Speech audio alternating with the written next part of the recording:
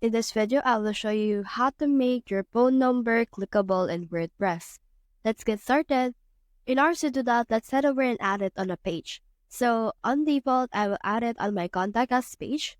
Now I just need to click on this edit option right here in order to see the blog editor of my actual WordPress. So here it is right here. So what we can do is we can just head over and type in here a slash and then search in here for button.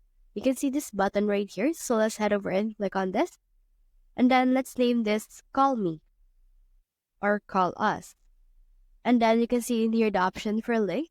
Click on that link right here. And then from in there, make sure to type in tell and then put in here a colon. And then press enter to add this link.